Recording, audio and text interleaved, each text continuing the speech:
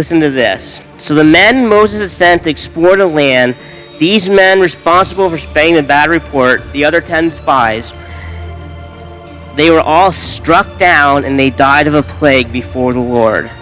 Of the men who went to explore the land, only Joshua and Caleb survived. 12 men went on this mission. 10 came back, gave this scary report, and tried to get people to go back to Israel, and 2 tried to get them to do what God wanted. The 10 were struck dead and died for their sins, and the 2 were promised to go into the promised land. And not only that, but not just that, but the rest of the nation of Israel, every other Israelite, even Moses and Aaron, their leaders, we're talking millions of people by this point. They had been reproducing, and they were a mighty nation. All of them, except for Joshua and Caleb, died. They never entered into the promise. Because they were willing to go back to their old life of slavery, they never got to experience God's blessing.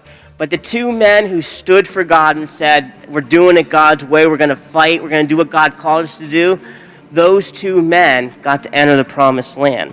And as I study this passage, I can't help think, what made them different? There were 12 men, all Israelites. They all came from Israel. They had all been slaves in Israel.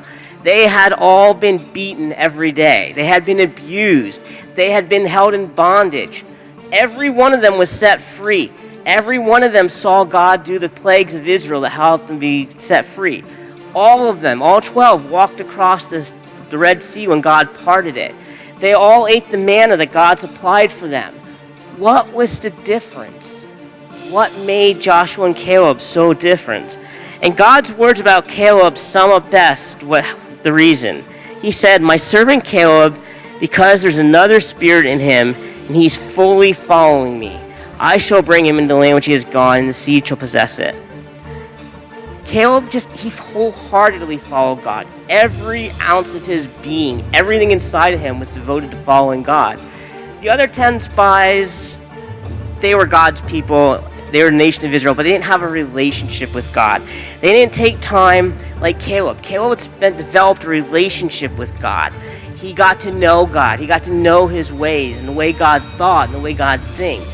The other spies, they were content just to be God's people and let God take care of them and supply all their needs. And basically they thought, they were God's chosen people. They deserved it. Caleb knew he deserved nothing, and he was grateful for what God gave him, knowing he wasn't worthy of it.